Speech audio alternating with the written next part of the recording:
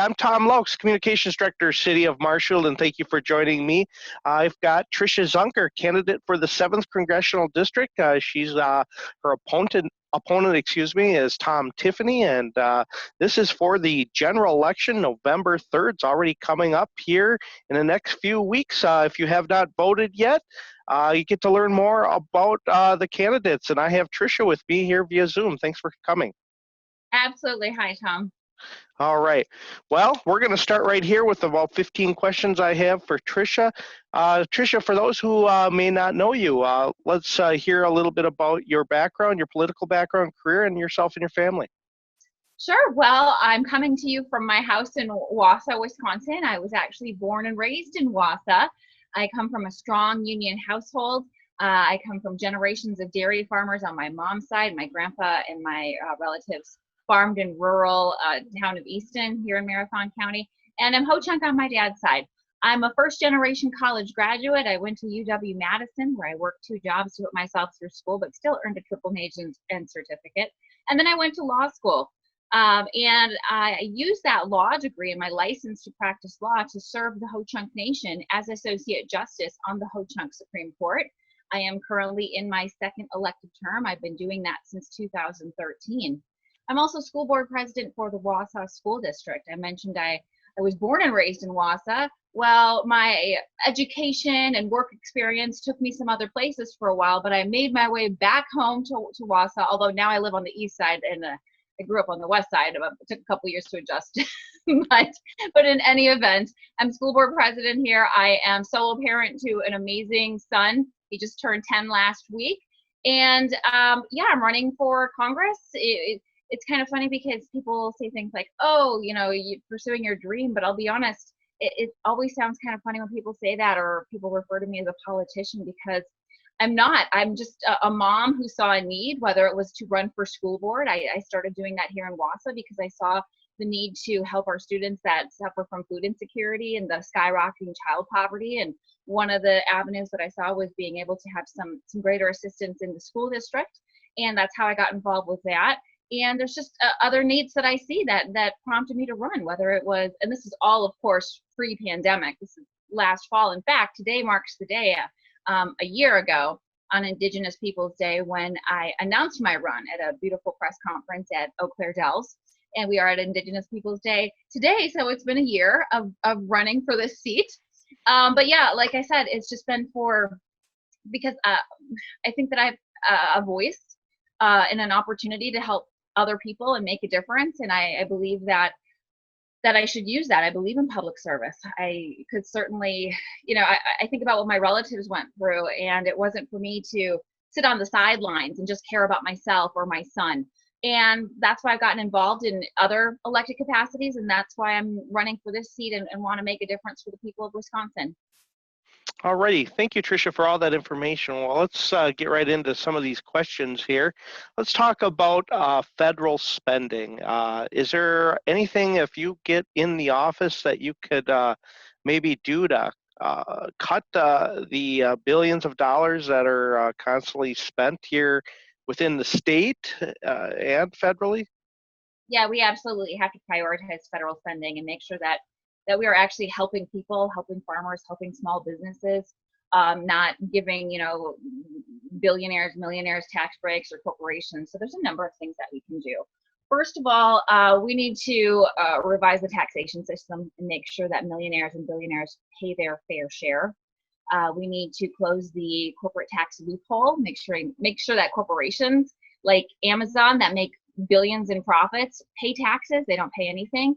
We could still tax them a fair amount, and they're going to make a lot of money in profit. I believe that we need to stop construction of a border wall. I think that it is a waste of money. Certainly, we need to address the situation at the border, but we need to do that with 21st century technology, not first century technology. And I believe that we should bring our troops home. We need to stop funding never-ending foreign conflict. It is an extreme expense. And we need to be focused on the people here in the United States. And so I believe that we should bring our troops home, bring them home safely, make sure that we are giving the support to our military families, but that will reduce expenses as well. Alrighty, thank you, Tricia, for that answer. Let's talk about broadband. We know how important it is right now, especially in the coronavirus areas, well, all areas, I should say, but school children are using it more and more in the rural areas, what I was saying. How do you expand that, and is there a way to keep it affordable in this time of need? Yeah, I believe that's something that we need to address with urgency. I mentioned a little bit about my background, and I come from really humble beginnings. My parents were quite young when I was born, and the way that I was raised kind of reflected that. But there were opportunities in my life that I seized upon, and I know what a difference it's made for me in my life. And I believe that's one of the roles of a representative, is to ensure opportunity for your constituents. And the bottom line is that when people are prevented from having affordable, high quality internet, they are being deprived of opportunity. It is time that we treat broadband access like the utility that it is. We need it working in every household that wants it, and we need to make sure that it's affordable, that it is high quality, because we saw that with mandated virtual learning, how our students couldn't get online, our teachers couldn't get online. But before the pandemic even hit, I was out in the district. This is a huge district, 1/3 of the state of Wisconsin. And you don't have to go, 5 minutes outside of Wausau and have problems getting online, but it gets worse and worse throughout the district. So we need to make sure everybody has it, our small business owners, our family farmers, just everybody. And so one way that we can ensure that it's affordable is we have to essentially prevent the companies from being able to monopolize in the way that they are. Before I lived in Wausau, I lived down in the Wisconsin Dells area, down on some of our Ho-Chunk tribal lands there.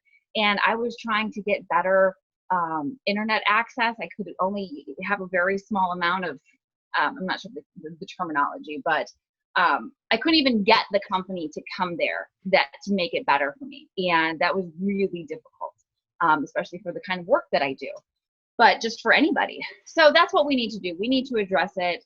We need to take this on right away.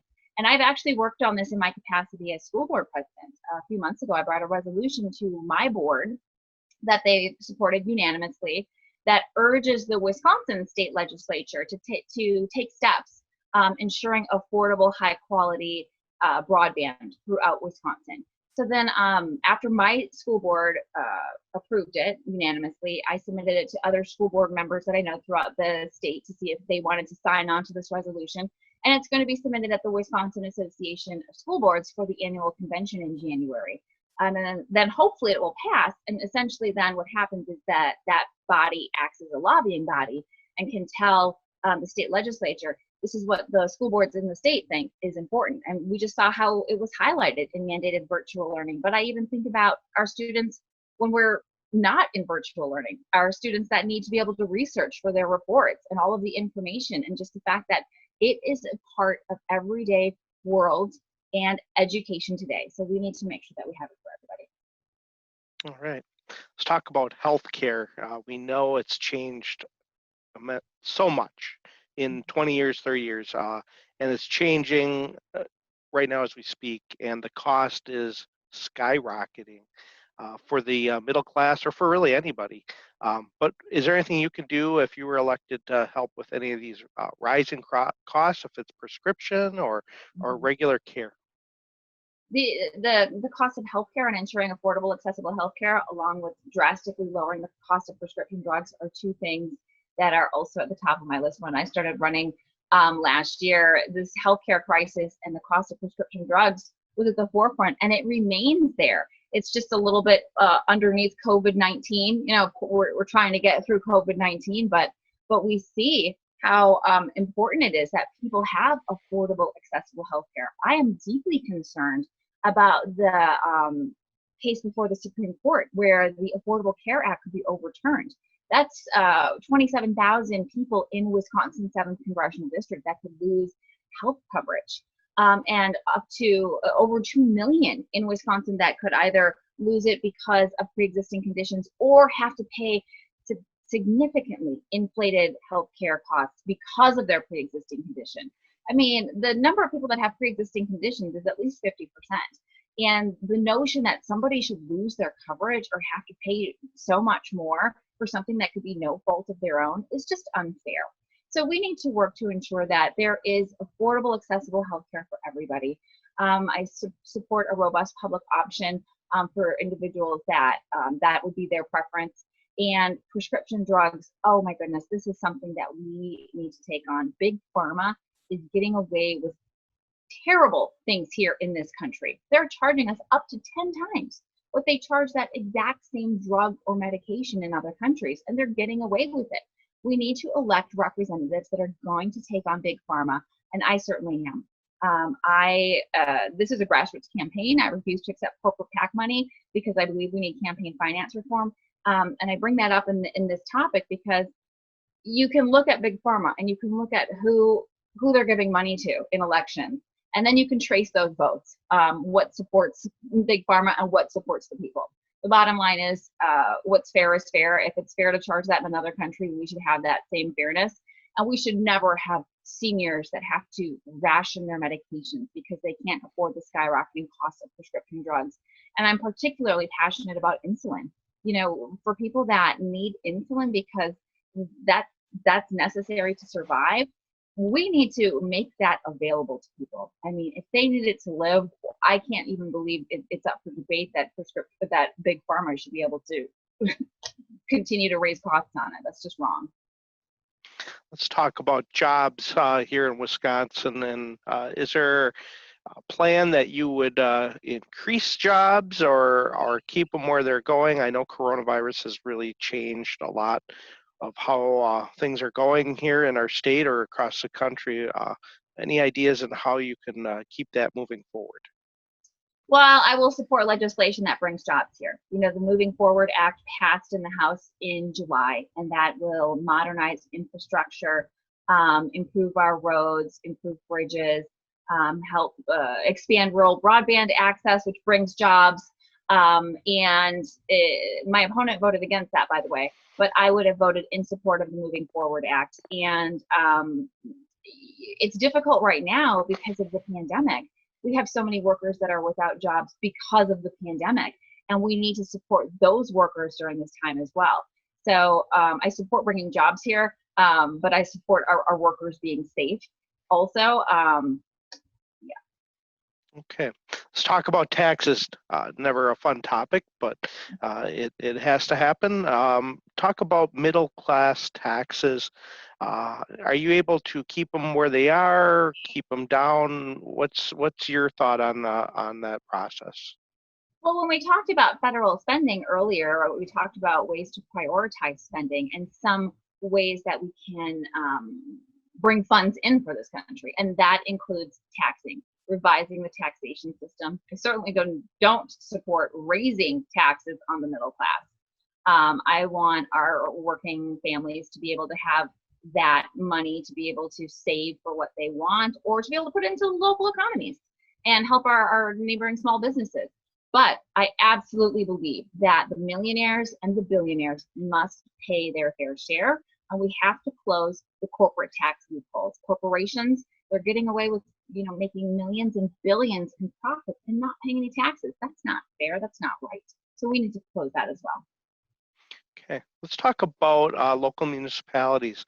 I think you've heard it, that a lot of them are getting a little bit less and things have changed over the years, and less state aid I've heard. And is there anything that you can do on your level if you're elected to help with local municipalities be able to continue offering the services they offer if they're not going to be able to collect as much in local taxes?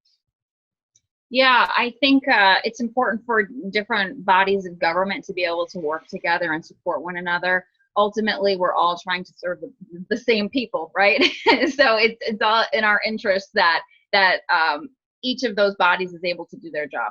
One thing that I think we need from the federal level is we need more federal investment in our future, which is our children, which is public education, and in those people that work in the buildings, our teachers, our staff. Currently, we get about 10% of our funding from the federal government, and that goes to services for children from low-income households, like free and reduced lunch, and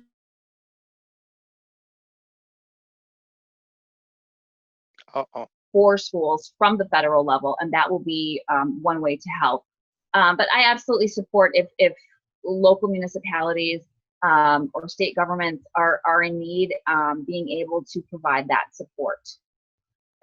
All right, thank you, Tricia. We had a little bit of hiccup there with our connection, but hopefully it's okay. Let's talk about education, as in kids that have to go to college, want to go to, I shouldn't have to say have to, but want to go to college or after high school, attend some kind of extra education. The cost is high. But you've been hearing a lot from the other party that others don't want to pay for other people's costs. What's your plan with possibly helping with that cost and education? Yeah, this is a topic that means a lot to me because I am a first generation college graduate.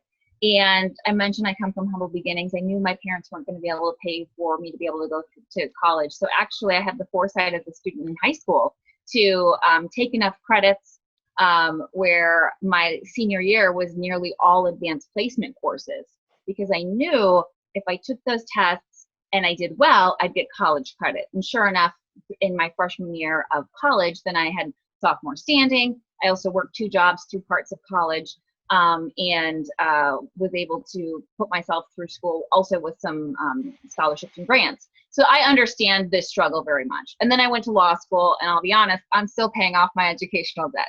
I graduated 14 years ago. But I think that we absolutely need to make higher education more affordable and accessible. I think about what I had to pay for tuition and what it is today. And it is just, it's so high. I don't know how students are able to do it, especially if they come from backgrounds like mine. So we need to make sure that it's affordable and accessible. And I think we really need to push the trade schools more and these programs where you can get a certificate that maybe only takes a year to get. But there are some really, really great jobs in the highly skilled and technical labor. That's one of the things I'm really proud of here in the Wausau School District. We have an amazing CTE program where students can get that hands-on activity and even credit for post-graduation through that program. But it's cheaper. The jobs, you can get really good jobs not too long after you're done with that program. And we need people in all facets of society to have a thriving society. This narrative that everybody should go to college that I grew up in hearing isn't true. It's not true. So I think that we need to ensure that opportunity for those that want it and want to pursue it, and also push the fact that there are other options out there. Yeah, everyone does learn differently in this day and age. It's been probably going around for some time, but you hear that more often. Let's talk about gun reform. Any opinion on gun reform? Well, I support our Second Amendment, and I support individuals being able to protect themselves and their homes.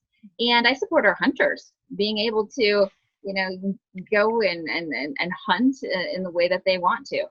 I do support measures for gun safety because I see this just as a mom and as a school board president, the active shooter drills that our students need to go through. I think about my long academic career and how I never had to do one of those.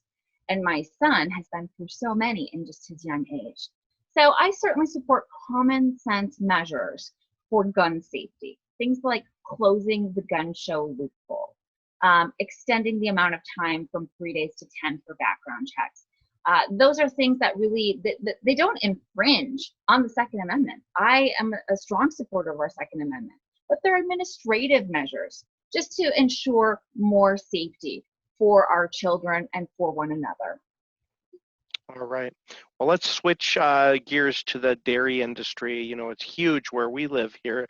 I live, I should say, in Marshfield, but even up where you are, but the whole 7th Congressional District, it's so large here in the state. So I think that's a great question to ask is, how do you help the small dairy farmer succeed nowadays? Well, these are some interesting questions because COVID-19 is looming over everything.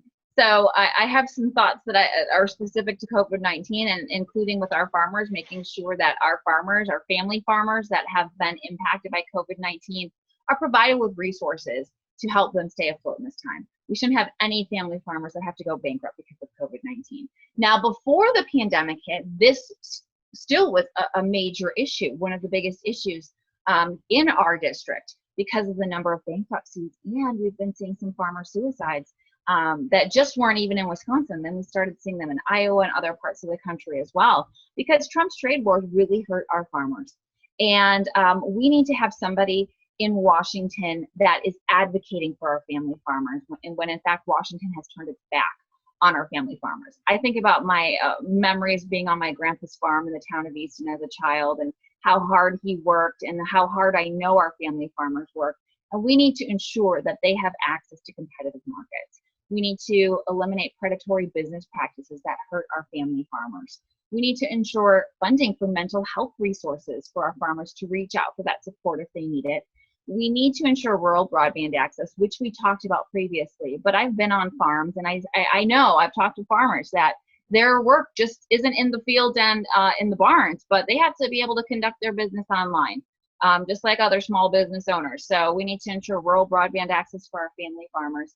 And we need to support our local businesses, because when we support our local businesses, we support our family farmers. And I keep highlighting family farmers because my support is for our small and mid-sized farmers. I'm not talking about the CAFOs in the work that I want to do to help our farmers.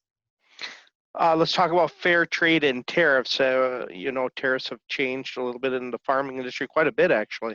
How do you handle any fair trade and tariffs?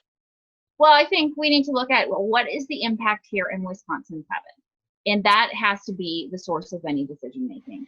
I think too many times we have people that get elected to positions and then they forget what their job is, and their job is to represent the people of that district. And we here in Wisconsin 7 have a very different makeup than a lot of congressional districts. So we need to make sure that our farmers aren't going to be hurt, and still make sure that our workers are protected. And that's how I would approach decision making on anything, really, is just making sure how does this impact the people of Wisconsin 7. Alrighty, Tricia. I have two more questions, and then the last question I'll ask is about, again, why should you vote for Tricia Zunker? But before that, let's. This is kind of a good segue here. Term limits on politicians. How do you feel about them? Well, I think that's a really great concept, because we have people that have been serving for decades and decades, and are they really serving the people? Maybe some are. I think it would depend on the amount of time, right? So for instance, running for Congress in the House of Representatives, it's a 2-year term limit, so or 2-year term. So how many years would be fair with that versus terms that are much longer in other elected capacities? There is something that does come up though. I've seen this in my tribe with some of our elections, because we have term limits for our legislature. And what we've seen is sometimes there's really effective people, and then they serve their 2 terms, and then there isn't somebody in that area that can step in and do that job effectively. So that is something on the back of my mind. So I do support term limits in theory. I think they make a lot of sense. I would hate to see constituents harmed though, because of those term limits, there wasn't somebody that was qualified that would be effective in that seat. So I think it would just have to come down to how long those term limits would be. And I think a good representative would start looking out, right? And think, okay, my term's going to be up. I can't run again. But are there people out there, maybe people, I don't know, to be able to help ensure somebody could run for that seat, and if they prevail, do a really good job as well. Okay. Do we need more regulation or less regulation in regards to environmental concerns? Well, we need to protect our environment. I mean, we here in Wisconsin 7th Congressional District have some of the most beautiful lands in the country. And I am so happy that the Great American Outdoors Act passed with the huge bipartisan support that it did in July. My opponent voted against it, but it still did pass, which ensures protected public lands, spaces for recreation, space for our hunters and our anglers for generations to come. We need to ensure clean air, clean water, and that our beautiful lands are protected from corporate greed. And we do need to address this climate emergency with the urgency it requires. And this notion that people are just going to do things on their own and make positive choices, whether we're talking about corporations, companies that are polluting and getting away with it, and thinking, well, I'll just pay a fine instead because it's cheaper for me to pay the fine than to change our behavior to conform with the law. The things like that need to be addressed. So we need to ensure that regulations that exist are actually enforced. And to the extent that we need to do more to protect our environment, we absolutely do. I don't think that we can just look at decision making about here and now, but with an eye towards the future. What is the world we're leaving for children, grandchildren, and generations to come? Alrighty. Well, thank you for answering those questions, Tricia. The question I want to ask you now is, can you tell the viewers why a voter should cast their vote for you, Tricia? Yeah, this is an interesting question. I was up late working a couple weeks ago, and I thought to myself, oh, I've never worked so hard in my whole life as I am running for this seat. I'm a solo parent. I still work 4 jobs between my job for my tribe, and I teach online at 3 schools, and I'm school board president, and I'm running for Congress. And then I thought, I'd step back, and I thought, no, that's not true. I have been working hard. I think about the high school student that I mentioned, that knew she wanted to go to college, but couldn't had to think about how to be able to afford it, and did all the AP classes while working, and how much work that was just for a 16, 17-year-old girl to do. And I was working hard. And then I think about the college student that I was, that had to continue to work 2 jobs to be able to afford going to school and living expenses, and still managed to graduate with 3 majors and a certificate in 4 years. I had to get course overloads from the dean nearly every term. I had to do summer school to make all that happen in the 4 years. But I worked really hard. And then I think about law school and the fact that I took the hardest bar exam in the country, the California bar exam, 50% pass rate. I studied so hard, 14, 15-hour days for months. Because they tested 14 different areas of law, and you don't know what's coming up. And I thought, oh, I worked so hard then. And then I think about when I became a solo parent, and and it's funny how life kind of presents itself in ways you don't necessarily plan. But I thought about how hard I had to work to go work at my job, but then get another job to pay for childcare. A job I could work from home to pay for the childcare who was with my son when I was at my job out of the home. Trust me, I understand childcare struggles. I understand all of these things. But I share this lengthy story with you because it's not that I've never worked so hard in my life. I've been working hard for 25 years.